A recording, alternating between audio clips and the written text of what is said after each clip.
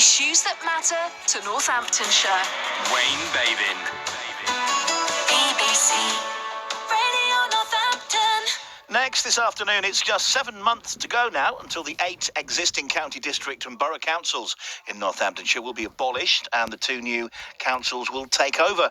On the 1st of April 2021 next year, West and North Northamptonshire will run services in the county. Unison is today launching a campaign calling on councillors to commit to services and the workforce.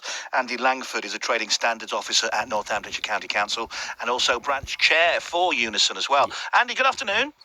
Good afternoon. What is your campaign then? Can you tell us a bit more about it? Yeah, sure. Well, this is a campaign we're launching today, and it's really Northamptonshire Needs to Work, is to highlight the value of the high-quality community services that the councils will provide and the importance of retaining the staff who deliver them. I think we've seen over the last 6 months, it's been really clear how much we rely on our local services, whether we're local residents or businesses. So we're launching it today is to highlight to the people in Northamptonshire is to get behind us to support the staff that have been delivering the services. Andy, what are your concerns about the move to the unitary councils? I think we've seen that the difficulties in the management of Northamptonshire County Council, they're well known. And the forming of 2 new councils has to provide Northamptonshire with real change. This is a great opportunity to make things different in Northamptonshire. And in these uncertain times, the retention and recruitment of committed, well-qualified staff is crucial to delivering high-quality service in Northamptonshire. And I think the concerns really are about, we're urging residents to support these aims, which is to ensure that Northamptonshire has proper services that meet the needs of the community after the creation of the 2 new authorities. What do you see as the community services that are needed to be retained by these 2 new unitaries? Well, I think there are the normal ones that the county council delivers, so the adults and children. But there are so many other community groups out there that do run by volunteers, charities that have been relying on the council for grants and so on. And it's these groups that we don't hear of that I guess we're concerned their grants have been going down or stopped. And these are the people that we think really need to be recognised in all this as well. There's going to be some job losses here. There's nearly 7,000 full-time equivalent posts across 8 existing county, district and borough councils. How do you think these positions are going to be impacted by the move to the unitaries? Well, to be honest, we have been talking, obviously, as a group of trade unions in Northamptonshire to management. And, we've been trying to talk to them about this in sort of last August, September time. And to be honest, we've been sort of, I guess, quite frustrated in the fact that we haven't moved much nearer to talk about those sorts of things. So only recently, COVID has had an impact on that process, and we recognise that.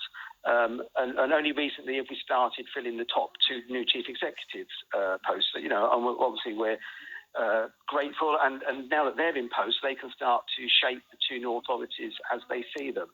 So as far as the impact on frontline staff is concerned, we're yet really to realise how that is. But the chief execs in the existing boroughs and councils have been telling their staff that obviously all the services that we're performing and delivering to residents at the moment will be existing. So we don't see there being a great number of losses, but obviously the idea of forming the new unitaries is to make savings. And, how do we make savings other than cutting costs? It seems to have fallen off the radar a little bit. We were doing lots of coverage of this move to the unitaries on the programme last year before the COVID hit.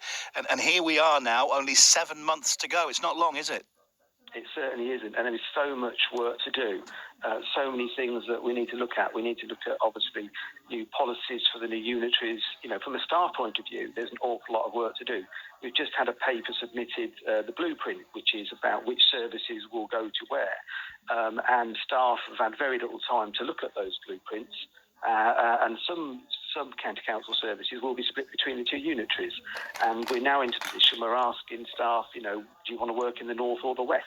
And that will throw up some real personal problems for people, because obviously the overriding principle will be to make sure that both unitaries have equal sort of quality services. But splitting the staff in 2 will raise issues. Now, to get this campaign off and running, you've got an online petition, haven't you? That's right, yes. We're asking people by a number of ways. We'd like people to share and retweet on our Facebook and Twitter. We're encouraging family and friends and work colleagues alike to share it.